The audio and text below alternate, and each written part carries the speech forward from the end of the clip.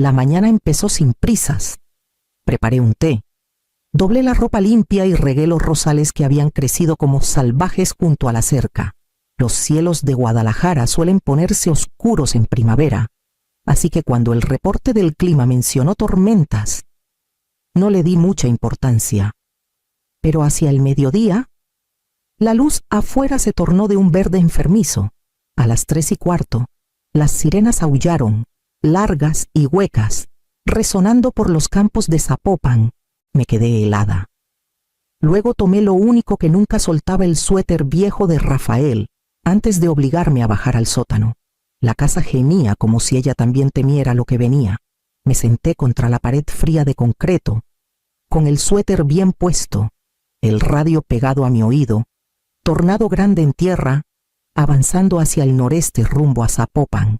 Las palabras me cortaron como cuchillo. Mi vecindario estaba en su camino. El sonido creció hasta convertirse en un tren de carga sobre mi cabeza. Metales chillando, vidrios estallando, madera partiéndose. Casi podía imaginar la mesa de la cocina, donde Antonio una vez hacía sus tareas, arrancada de su lugar, el tejado despegándose como papel. Por un instante, sin aliento, pensé que las paredes se derrumbarían sobre mí, y entonces, de repente, llegó el silencio, un silencio espeluznante, vacío, que hizo que me zumbaran los oídos. Subí las escaleras con piernas temblorosas. Donde antes estaba mi sala, ahora solo había cielo abierto. La mesa estaba incrustada en la pared del garaje. Tejas, ladrillos, pedazos de recuerdos estaban esparcidos como confeti tras un desfile cruel. Mi jardín de rosas había sido reducido a tierra. Me quedé en medio de los escombros de 40 años, apretando el suéter de Rafael contra mi pecho, dejando que la verdad se asentara. Mi casa se había ido, pero yo no, y eso significaba que lo más difícil, decidir hacia dónde ir, apenas comenzaba. A la mañana siguiente, empaqué lo poco que pude rescatar en la cajuela del sedán abollado de la señora Morales. 3 bolsas de basura con ropa, una caja de papeles, la caja de herramientas de Rafael y el suéter sobre mis hombros. Eso era todo lo que quedaba de 40 años de vida. Las palabras del ajustador de seguros aún resonaban: pérdida total, como si esas 2 palabras pudieran explicar los escombros detrás de mí. Sin otro lugar a donde ir, manejé hacia el norte, rumbo a San Miguel de Allende, donde mi hija había elegido construir su vida impecable. El trayecto tomó menos de 1 hora, aunque se sintió eterno. Cada kilómetro me alejaba más de las ruinas que alguna vez fueron mías. Cuando llegué al fraccionamiento de Isabel, el contraste era insoportable. Jardines perfectos, entradas impecables, persianas pintadas por contratistas que nunca fallaban. Ni una rama fuera de lugar. Estacioné frente a la casa de ladrillo rojo con el porche amplio. Isabel abrió la puerta casi antes de que pusiera un pie en los escalones, como si hubiera estado esperando. Por un segundo, sentí un alivio inmenso. Era mi única hija. Seguro que, ante un desastre, me recibiría con los brazos abiertos. En cambio, cruzó los brazos. «Queremos privacidad», dijo con voz firme. «A mi esposo no le parece que estés aquí». Las palabras golpearon más fuerte que el tornado. No era Gabriel hablando, era ella, mi hija. Intenté responder, pero no salió nada. Ella puso un folleto doblado en mi mano. «Hay un hotel de estadía prolongada cerca de Plaza La Luciérnaga. Seguro, limpio. Yo pago la primera semana». Metió unos billetes dentro del folleto. Unos pocos miles de pesos para comprar mi ausencia. Miré sus uñas impecables, su mirada firme, y sentí que el último pedazo de refugio se desvanecía. Sin decir palabra, regresé al coche, el folleto arrugándose en mi mano, y manejé sin saber dónde parar. Manejé hasta que los fraccionamientos se convirtieron en carretera y las luces de San Miguel se desvanecieron en el retrovisor. El sedán traqueteó al entrar al estacionamiento de un Walmart en la carretera a Querétaro. El único lugar donde nadie pregunta si te quedas toda la noche. Apagué el motor. Me recosté en el asiento y miré la tela del techo que se desprendía sobre mí. Esto era mi refugio ahora. La primera noche. La adrenalina me mantuvo despierta. Cada ruido, carritos de compras. Camiones cambiando velocidad sonaba como amenaza. Me envolví en el suéter de Rafael y susurré su nombre para recordarme que alguna vez tuve un lugar. Por la mañana, entré sigilosamente al baño de una gasolinera al otro lado de la calle. El espejo mostró a una mujer con lodo en el cabello y ojos enrojecidos. Me lavé la cara en el lavabo, esquivando las miradas de los clientes que llenaban sus vasos de café. Con 3 billetes arrugados y unas monedas, compré el sándwich más barato que encontré. Lo comí despacio en el coche, contando monedas como si fueran mis salvavidas. La segunda noche, el cansancio apagó mi vergüenza. Estacioné entre 2 casas rodantes, pensando que así parecía menos sospechoso. Mi cuerpo dolía por el cinturón de seguridad clavándose en mi costado, y soñé con los rosales arrancados de la tierra en casa. La tercera noche, abrí mi cartera para revisar los pocos billetes que Isabel me había dado. Entonces, lo vi una tarjeta de presentación amarillenta, con los bordes desgastados. Leonel Vargas. No había pensado en él en años. Habíamos compartido salón de estudio en la prepa de Guadalajara a finales de los 70. Él siempre dibujaba planos de casas en hojas sueltas, hablando de bienes raíces y de construir cosas que duraran. Yo era la chica que cargaba sus lápices, la que le creía cuando decía que cambiaría el mundo. Pero me casé con Rafael, sólido y seguro. Leonel se fue al sur, a Mérida, persiguiendo su ambición. Pasé el dedo por la tinta desvaída y sentí un peso en el pecho. 50 años después, ahí estaba su nombre, esperando en mi cartera. Esa noche, mirando el techo del coche, me pregunté si tendría el valor de llamar para la 4ª mañana. El aire dentro del coche estaba denso y viciado, y mi cuerpo se sentía más viejo de lo que era. Desdoblé la tarjeta otra vez, la letra casi borrada por décadas de roce. Mis manos temblaban al marcar el número, esperando encontrar una línea desconectada. En cambio, una voz grave respondió, más firme de lo que recordaba, pero inconfundible. Leonel Vargas. Por un momento, no pude respirar. Balbuceé mi nombre, disculpándome por llamar después de tanto tiempo, explicando más de lo necesario. Le conté sobre el tornado, la casa, el rechazo en la puerta de mi hija. Me preparé para un silencio incómodo. No lo hubo. Su respuesta fue corta, segura. Quédate donde estás, voy para allá. Intenté protestar, pero me interrumpió. María, solo dame la dirección. La línea se cortó antes de que pudiera decir más. 2 horas después, unos faros iluminaron el estacionamiento del Walmart. Una camioneta plateada se detuvo a mi lado, y la puerta se abrió. Era mayor, con más canas, más ancho de hombros, pero sin duda Leonel. Tocó suavemente mi ventanilla.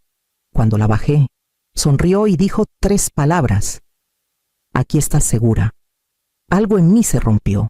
No era romance, ni lástima, sino un salvavidas. No hizo alboroto ni preguntó. Simplemente abrió la puerta del copiloto y me ayudó a recoger mis bolsas. Esto es temporal, dijo con firmeza. Necesitas un techo y descanso, pero también un plan. No estás acabada. María, no estás rota. Quise protestar, decir que no me quedaba nada, pero su certeza era más fuerte que mi duda. Por primera vez desde el tornado, sentí el suelo firme bajo mis pies. Subí a su camioneta, aferrando el suéter de Rafael, y me permití creer que el mañana podía ser más que solo sobrevivir. La primera noche bajo el techo de Leonel. Dormí sin despertarme por los ruidos del estacionamiento o el frío de un coche vacío. Por la mañana, la niebla en mi cabeza se había despejado lo suficiente para escuchar su plan. No me ofrecía una habitación permanente ni una vida de comodidades. Me ofrecía algo distinto, un camino hacia adelante. Leonel dirigía una pequeña empresa de renovación en Mérida, nada ostentoso, pero sólida. Tenía equipos que confiaban en él, una red de corredores que lo respetaban y una reputación por tomar propiedades que otros ignoraban y hacerlas habitables. «No necesitas lástima», me dijo mientras tomábamos café en su mesa de roble gastada. «Necesitas volver a tomar el volante de tu vida». Pensé en la voz fría del ajustador de seguros, en el número que había ofrecido 90,000 pesos, tal vez menos. Parecía imposible frente a la magnitud de lo que había perdido. Leonel se inclinó hacia mí, paciente. «En Morelia están reconstruyendo. Las familias necesitan dónde vivir y la ciudad no da abasto. Departamentos, unidades pequeñas asequibles, fuertes. Podrías invertir, no solo sobrevivir». La palabra invertir sonaba extraña en mi boca. Durante décadas. Mi papel había sido mantener todo a flote, estirar los cheques, sacrificarme por colegiaturas o hipotecas.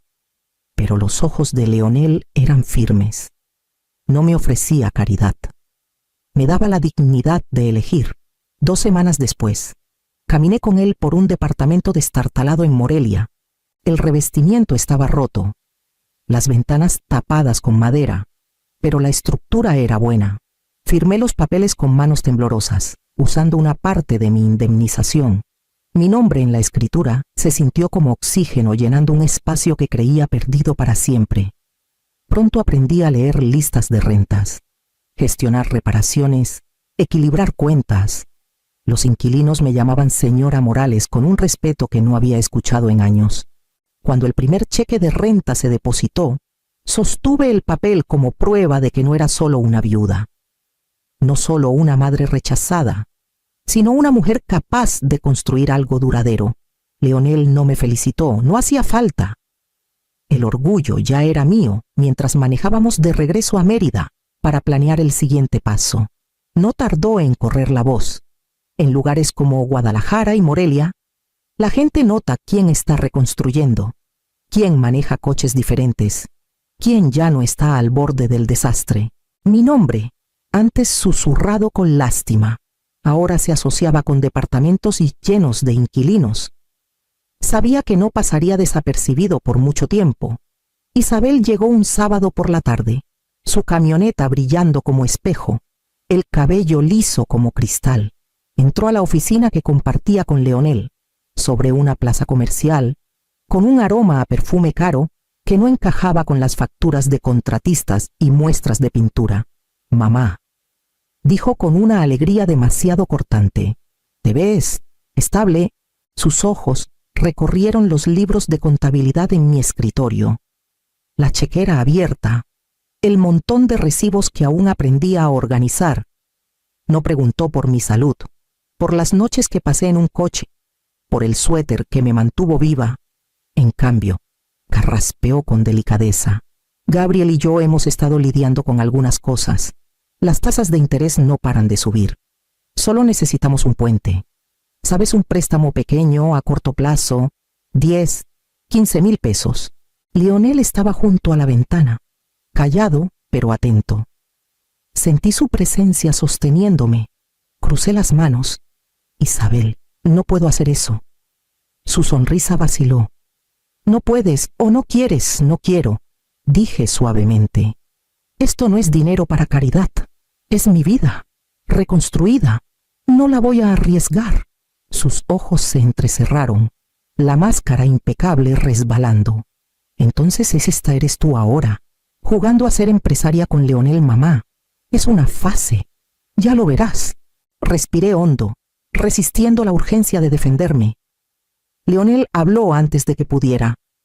«No es una fase, Isabel. Es respeto, algo que tu madre se ha ganado». Isabel soltó una risa frágil, recogió su bolso y salió sin decir más. La puerta se cerró con más fuerza de lo necesario, haciendo temblar las persianas. Me quedé un largo rato mirando el libro de contabilidad en mi escritorio. La visita de mi hija no me había sacudido. Al contrario, me hizo estar más segura. Por primera vez, el límite que había trazado se mantuvo firme, y supe que tendría que mantenerlo de nuevo. Leonel nunca firmaba nada sin un contrato, incluso para el trabajo más pequeño. Tenía los papeles claros y los términos definidos. La gente respeta lo que está escrito. me dijo una tarde mientras revisábamos un contrato de arrendamiento: protege a ambos lados y te ahorra dolores de cabeza después.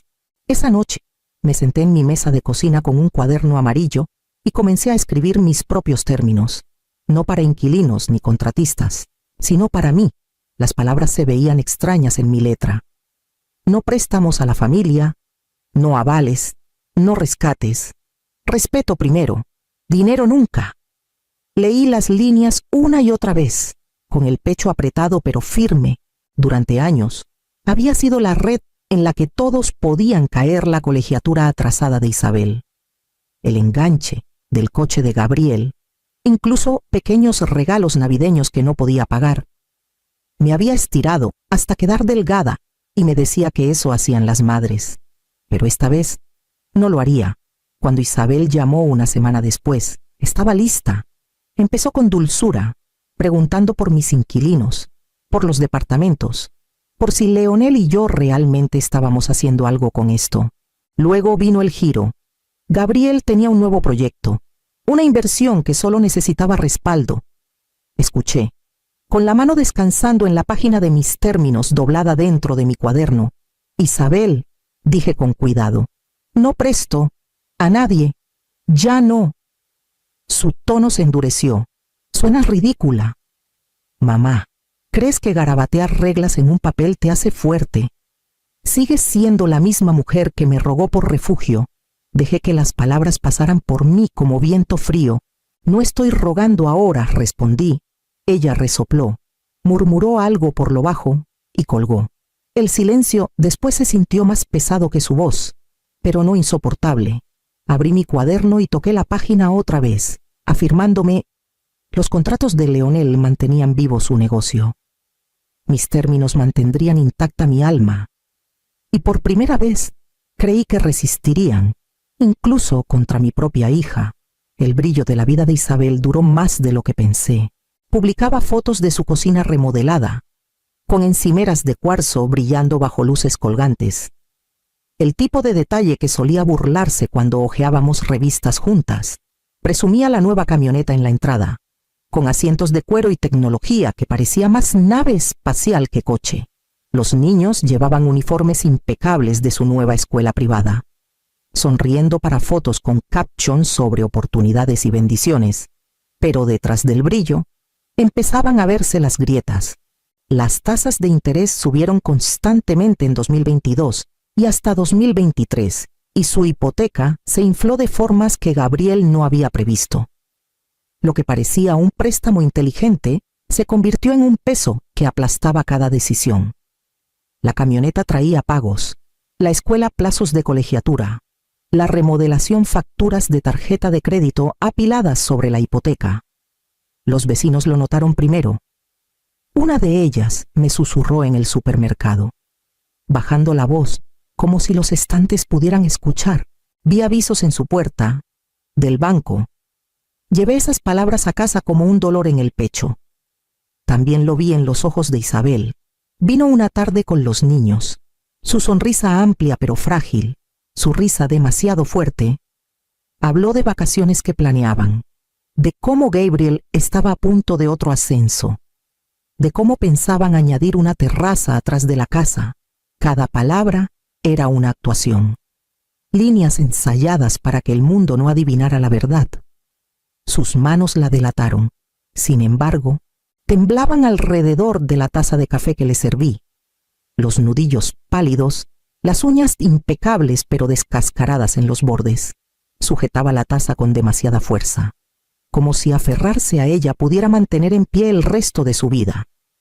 Escuché. Asentí y la dejé mantener su escenario. No estaba lista para admitir las grietas que se extendían por su casa perfecta, pero yo sabía cómo sonaba cuando las paredes se tensan bajo presión. Había oído ese gemido antes, justo antes de que el tejado de mi propia vida se desgarrara. Y sabía que, tarde o temprano, el silencio daría paso al colapso. El primer aviso llegó en silencio, deslizado en su buzón por el banco. No lo supe por Isabel. Lo supe por una vecina que pensó que debía saberlo. Siguió un segundo aviso, luego un tercero. Pronto los susurros fueron más fuertes que las sonrisas ensayadas de Isabel. Una tarde, pasé por su calle. La camioneta aún brillaba en la entrada, pero el césped estaba sin cortar y las cortinas cerradas. Por un momento, reduje la velocidad, tentada a parar, a subir los escalones del porche y decirle que podíamos resolverlo juntas. Mis manos apretaron el volante al recordar otro porche, otro día, cuando ella cruzó los brazos y dijo que no había lugar para mí. Imágenes de su infancia me golpearon su mano pequeña, aferrando la mía el primer día de kinder. Las noches que trabajé turnos dobles para mantener las luces encendidas. La forma en que una vez susurró que yo era todo su mundo. Esos recuerdos chocaron con el dolor de su rechazo. Los folletos de motel, los billetes arrugados en mi palma. Me quedé en el coche. No dije nada. La justicia no siempre ruge. A veces llega como silencio. Y este silencio era mío para guardar. En semanas aparecieron los letreros de embargo. Los mudanceros cargaron cajas por los mismos escalones del porche donde ella me había negado. La casa perfecta, la vida curada, se habían ido.